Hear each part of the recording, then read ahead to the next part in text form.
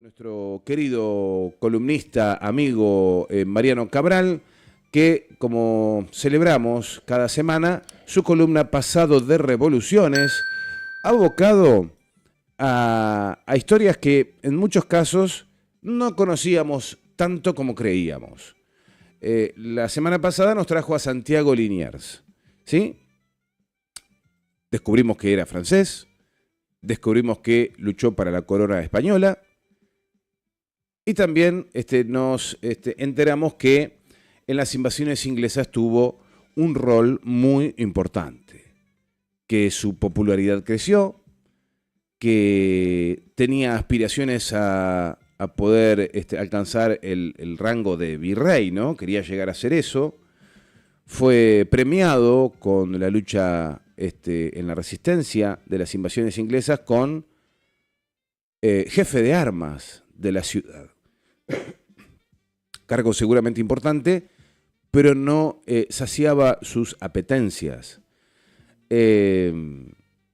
Poquitos años antes de la Revolución de Mayo de 1810. Vamos a comunicarnos con él. Vamos a tomar contacto. Vamos a hablar.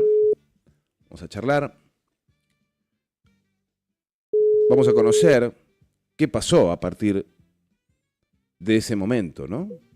Mariano, muy buenos días. Sergio ¿Qué Centenaro. tal? ¿Cómo estás, Mariano? Buenos días, Sergio. ¿Qué tal? Acá andamos muy bien. Bueno, me alegro. Estábamos recordando la semana pasada, bueno, lo que ha sido el desarrollo, la historia que nos contabas de Santiago Liniers, las distintas situaciones, invasiones, y la invasión inglesa, Sí, las apetencias que tenía él de llegar, de poder ser considerado en una jerarquía más importante, ¿no? En lo político, llegó a ajá, ser jefe de armas y sí. estaba muy cerquita de la Revolución de Mayo, ¿no? Él francés, peleó para la corona española y radicado acá ya establecido en la Argentina. Y me estoy olvidando del nombre de su esposa que falleció, Martina Zarratea. Zarratea. Y Martín, Martina Zarratea, la hermana de Manuel, ahí que está. fue después miembro del Triunvirato, ¿no? Ahí está. Y Martín, que era el papá, que era un empresario español, Exactamente. creo que tenía una empresa muy, muy, muy grande en aquel Era momento. era el dueño, no, era el representante en Buenos Aires de la Compañía de Filipinas. Ahí está. Esto alguien lo va a captar. Existe una empresa de esa época, una compañía mercantil de esa época que es famosa, que es una compañía inglesa que tenía una similar holandesa, que es la Compañía de las Indias Occidentales. Luego también se fundó la Compañía de las Indias Orientales. Alguien va a ubicar esos nombres. Son empresas que se armaban en aquel entonces que se dedicaban al tráfico entre Europa y América y Asia, y la India y China, ¿no? Ujú, ujú. Estas grandes compañías, en el caso de las que acabo de mencionar, la inglesa y la holandesa, tuvieron una influencia sobre sus gobiernos brutal, e incluso el gobierno de Inglaterra, la Compañía de las Indias Occidentales, le concedió la administración de enormes territorios. En España, donde había un poco un orden jurídico más asentado, bueno, se fundó una compañía de estas características, pero nunca gobernó sobre un territorio, era una empresa mercantil. Ujú. La empresa, la compañía mercantil del tipo de la Compañía de las Indias Occidentales en España era la Compañía de Filipinas. Bien. Y el representante en Buenos Aires, Martín Zarratea, una empresa mercantil a nivel mundial. Ujú, ujú. Bueno, ahí nomás fue a parar Santiago Liniers. Sí, me encanta esta recapitulación que hiciste, que además nos permite entrar de nuevo en este ritmo como de estar viendo, bueno, una serie o Ujú. un episodio, ¿no? De Sí, lo que ya podría ser las aventuras de Liniers, o sí. bueno, o las aventuras del nacimiento de la patria también, ¿no? Porque ahora hablamos de Liniers, pero después vamos a hablar también de Monteagudo, de Buchar, ya en otro encuentro. Sí. Estamos acostumbrados a escindir a estas figuras del hueso y de la carne, ¿no? Creemos que son un óleo pintado en algún cuadro por allí y tienen más olor a pintura que a perfume, ¿no? Y eran personas que tenían ambiciones, que tenían sueños, que eran capaces de cosas muy grandes. Y la verdad que sí, fue una gran sorpresa para mí esta historia, que no es precisamente una historia para que uno se pueda enamorar de la figura de Santiago de Liniers, sino de encontrar contradicciones en una sola persona en un momento clave del nacimiento de la Argentina, invasión inglesa y Revolución de Mayo. Claro, y entender las fuerzas históricas que se estaban desplegando, las fuerzas que dominaban a los mismos sujetos, las acciones que cada uno hacía, también estaban en el marco de esos grandes momentos históricos, ¿no? de estos grandes cambios, de entender que el rey de España estaba preso. Y entonces había un rey en España, era el hermano de Napoleón. España estaba gobernada por los franceses. Y un francés en Buenos Aires, en la capital de un virreinato, en el momento en que el rey español está preso y la diplomacia francesa está obviamente desplegándose sobre todo el mundo americano. Entonces para Liniers era difícil mantener su posición porque él era un francés. Y todos decían, este francés, ¿no?, colaborará con Napoleón. Entonces, eso llevó también a Liniers a siempre buscar ser muy, hasta podríamos decir tal vez hasta sobreactuar. Juzgo su conducta de esta manera, pero digamos, no quiero juzgar la conducta, ¿no? Pero para que nos demos una idea, claro, tal vez hasta sobreactuar su lealtad al monarca Borbón, ¿no? Ajá. Que no quedara ninguna duda que él no estaba haciendo un doble juego. Ya dijimos que luego de la captura de Montevideo se armó una junta de guerra en Buenos Aires, destituyen a Sobremonte y deciden nombrar a Liniers, que ya había sido nombrado jefe de armas de la ciudad, como virrey interino. Y ese cargo de virrey interino, él lo sostuvo durante todo ese año 1807, a mediados de año le llega la ratificación desde España en ese cargo de virrey interino, lo sostuvo durante todo el año 1808 y recordemos, lo habíamos mencionado hace unas semanas, el 1 de enero de 1809 logra todavía sostener el cargo en contra de lo que fue la Sonada de Álzaga. Pero en ese momento, Liniers, como veníamos diciendo, ocupaba estos cargos, entre otras cosas porque tenía una inmensa popularidad. El pueblo de Buenos Aires estaba en armas, estaba encuadrado en las milicias, había echado a los ingleses en el 6, había defendido la ciudad de los ingleses en el 7, y estaba, diríamos hoy, empoderado, ¿no?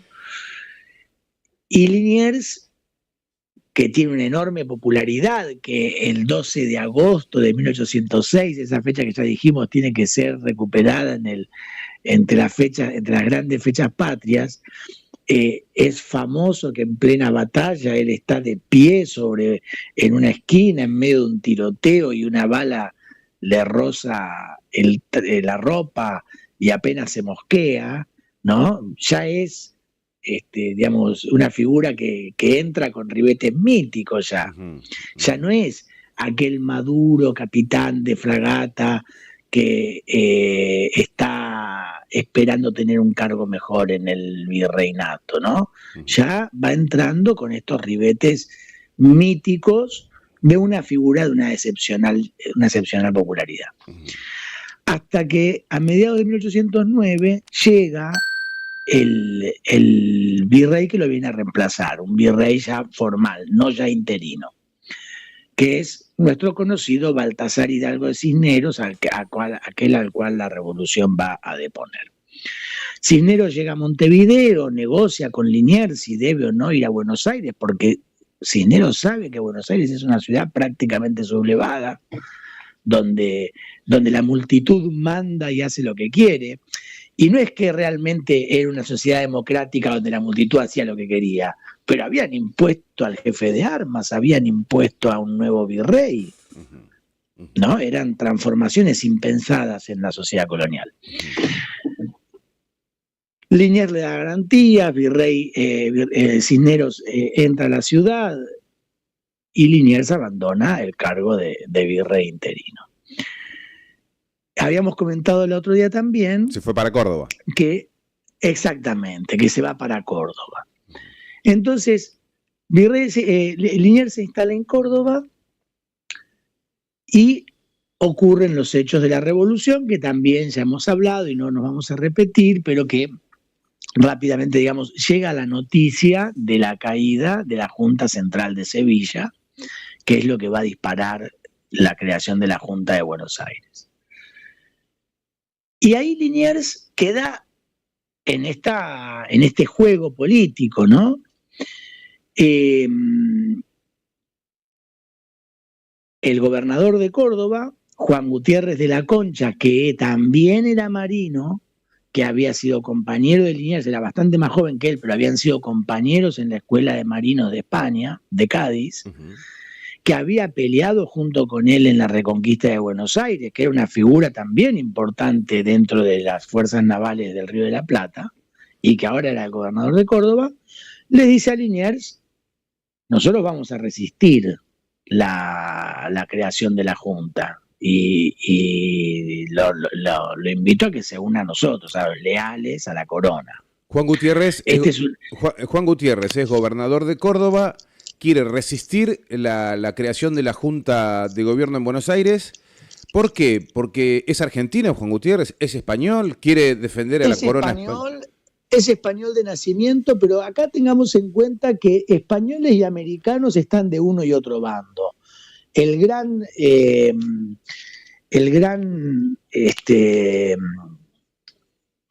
represor del alzamiento de Chuquisaca y La Paz de 1809 es un americano, el general Goyeneche. El maravilloso Pedro Cerviño, ingeniero, y un tipo que replanteó las defensas del Río de la Plata, es español y va a adherir a la revolución, y junto con Manuel Belgrano va a crear la Escuela Náutica de la Nación, ¿no? O sea que españoles y criollos están de ambos lados. Por supuesto, la revolución va a ir adquiriendo un lenguaje anti-español, como identificando en el español al enemigo, en la medida en que la revolución se va haciendo independentista.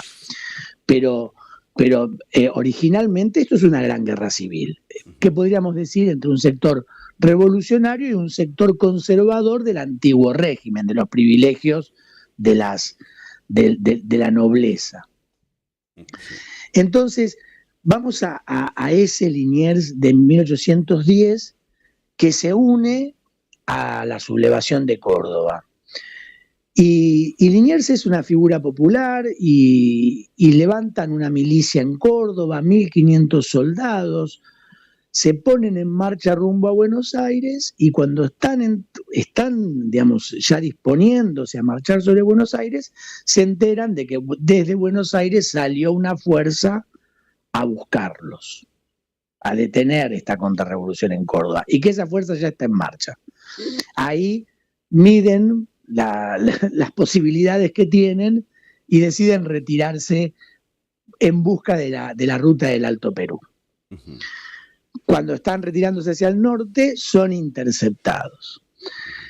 Esta fuerza que viene de Buenos Aires está a cargo de un militar que era militar un par de meses antes y que seguía siendo militar, un general, Ortiz de Ocampo. Ortiz de Ocampo es un general, trae orden de fusilar a los rebeldes de Córdoba, el gobierno de la Junta está dispuesto a quemar las naves, diríamos, ¿no? Es decir, acá no hay forma de retroceder. Está muy fresca la memoria de lo que había pasado en el Alto Perú en 1809 y sabían que se jugaban la vida. Entonces, la orden es fusilar a los rebeldes, ¿no? La Junta es una Junta soberana, está gobernando en defensa de los derechos de Fernando VII. Los dos bandos dicen defender los derechos de Fernando VII. Y se ordena ejecutar a los rebeldes. Es decir, el que logre ganar y imponga su dominio de la situación va a ejecutar al otro como rebelde. O sea, lo único que diferenciaba a ambos bandos, porque los dos se reconocían en Fernando VII, era la no existencia de la Junta creada en Buenos Aires. O sea, para Santiago Liniers y Juan Gutiérrez hubiera estado todo bien si no se creaba esa Junta. Exactamente. O tal vez si la Junta estaba presidida por el virrey. Recordemos que el 22 de mayo de 1810, cuando el Cabildo Abierto dice vamos a crear una Junta y que el Cabildo normal decida cómo es la Junta, el Cabildo decide crear una Junta presidida por el virrey. Por eso se produce el 25 de mayo. Y por eso cuando French... Ajá. Sí. No, y por eso nos marcabas que el espíritu independentista de la Junta va a ir en aumento, no es que se da inmediatamente. Exactamente. Bien. Entonces, bueno, finalmente lo detienen a Liniers y Ortiz de Ocampo, que es un militar, no se anima a fusilarlo. Liniers es una figura popular, es un militar de carrera, es una figura dentro del aparato estatal español. La Junta está gobernando supuestamente dentro del aparato estatal español que ha caído, porque todo esto ocurre porque Napoleón tomó España por completo. Entonces, no se sabe para dónde va a salir finalmente el tiro del final, ¿no?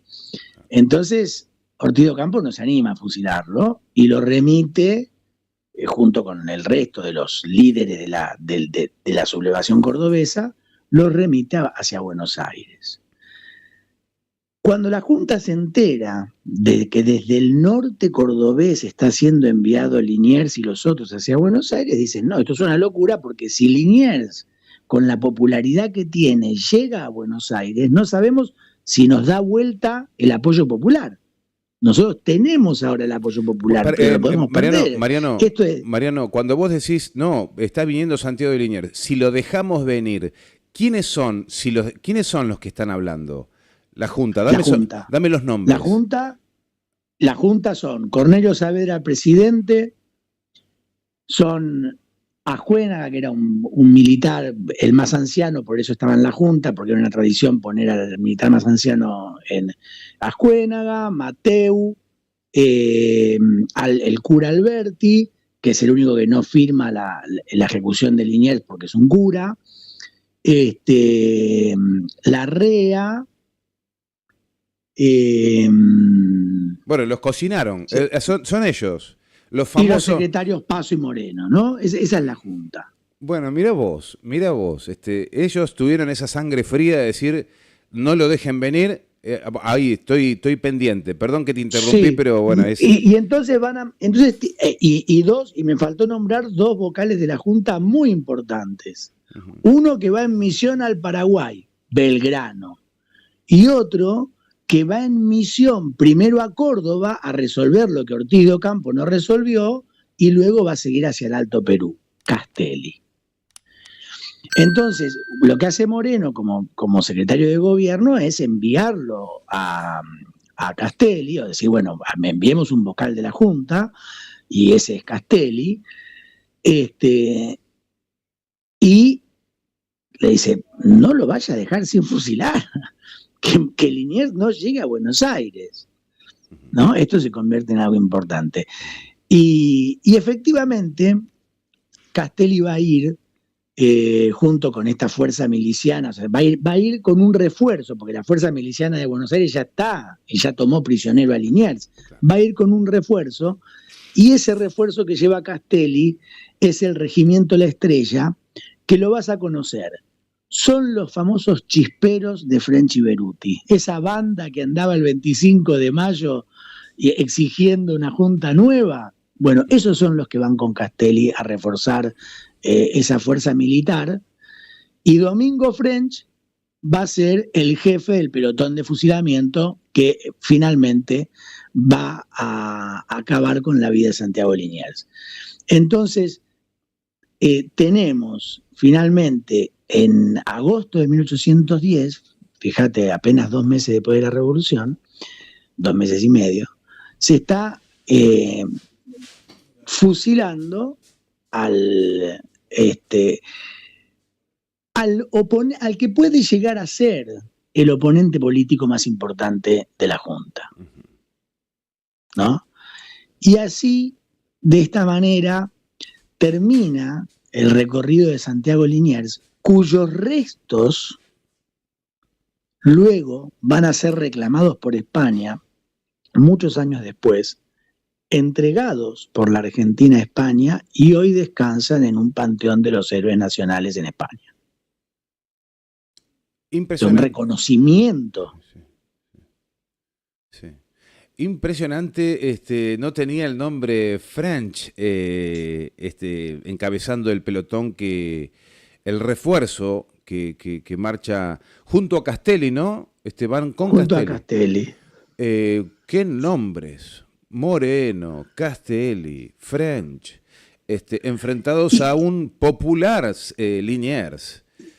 Y con eso vemos, Sergio, cómo la revolución, como toda revolución, son complejas, son momentos de crisis donde figuras van posicionándose, y con ese posicionamiento pueden ganar o perder la popularidad que tienen. Sí. Y a veces el posicionamiento tiene que ver con los ideales, a veces tiene que ver con las necesidades, con los pasos ya dados en la vida, con las cosas que a veces... La conveniencia. ¿Viste que a veces las conveniencias también, claro. Claro. ¿No? Estamos frente a una revolución. La Revolución de Mayo, nosotros hablamos de la Revolución de Mayo, hablamos del 25 de mayo, que es el hecho, pero es el inicio de un proceso revolucionario, y como todo proceso revolucionario va a tener una complejidad política notable. Entonces, también vemos qué papel juegan los sectores populares, porque si bien los estamos viendo en todo este relato solamente como la fuerza militar, las milicias que se incorporan, ¿no?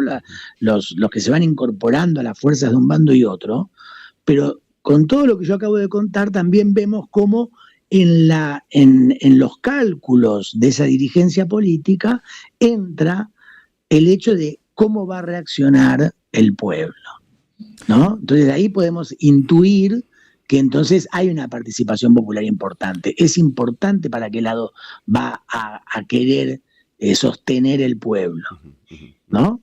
Aunque hacia qué lado se va a inclinar.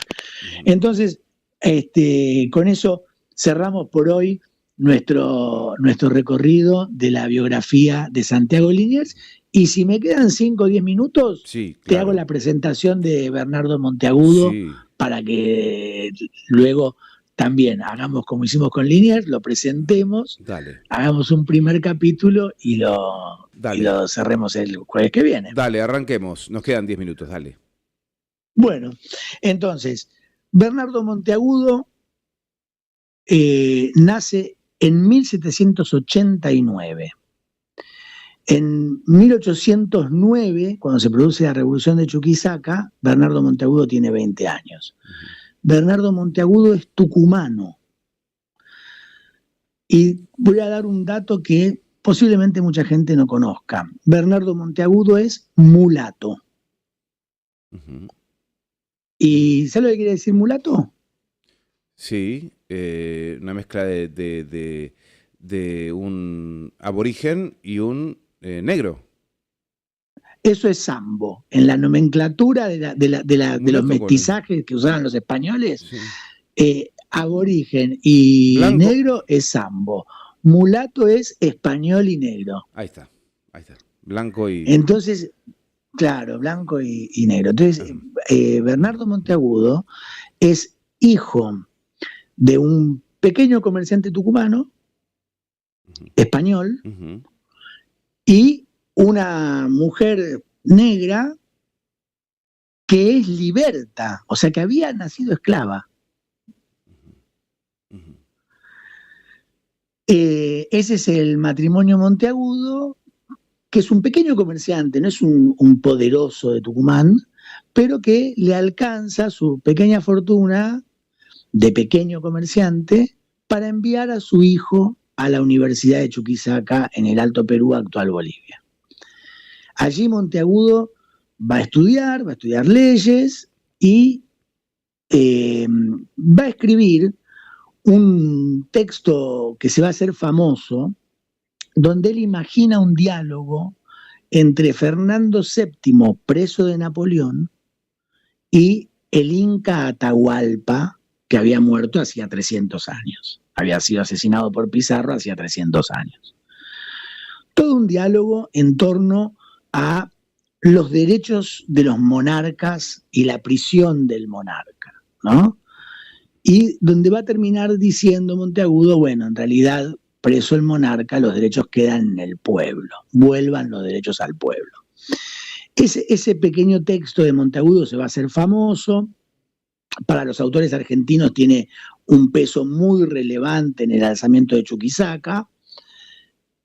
Yo creo que fue una pieza política que se difundió, pero no creo que haya tenido tanto peso en la decisión de la sublevación de Chuquisaca, ¿no? Sino que forma parte del clima de época. Pero bueno, es un joven de 20 años que participa de la sublevación de Chuquisaca, donde acaba de recibirse de abogado y todavía no volvió hacia su tierra natal, cuando se producen los hechos de 1809, y que va a quedar preso cuando viene la represión, una represión brutal que se desata en Chuquisaca con decenas y cientos de ejecutados, ¿no? Y Monteagudo va a quedar preso. En ese contexto, Castelli, que ya pasó por Córdoba, que ya fusiló a Liniers, que siguió viaje rumbo al Alto Perú, toma la ciudad de Potosí. Monteagudo logra fugarse de la cárcel de Chuquisaca y se une al ejército de Castelli. Entonces, este joven intelectual que había tenido su bautismo de fuego político en la sublevación de Chuquisaca, no en un papel protagónico, el papel protagónico lo tuvieron los jefes de milicia, las autoridades de la ciudad, las autoridades de la Universidad de Chuquisaca, esos fueron los líderes del alzamiento de Chuquisaca, ¿no? Monteagudo era un joven que en ese momento acompañó un proceso y escribió una obra que sirvió para agitar los ánimos, ¿no? Ese joven se va a incorporar al ejército de Castelli y en el año 1812 va a estar en Buenos Aires, porque en el medio de todo esto va a ocurrir la avanzada, el triunfo del ejército de Castelli y luego la derrota de esa primera expedición al Alto Perú, como la conocemos en la historia argentina, que va a llevar a Castelli de vuelta a Buenos Aires y a tener un juicio que se va a estar celebrando en el momento en que él va a morir. Bernardo Monteagudo vuelve a Buenos Aires y se rodea rápidamente del círculo de los jóvenes intelectuales porteños, que tal vez muchos de ellos eran miembros de una clase mucho más acomodada que Monteagudo. Pero Monteagudo es un inquieto militante político, un agitador, un tipo con una muy buena pluma, y le van a dar la dirección de la Gaceta de Buenos Aires, el periódico fundado por Mariano Moreno.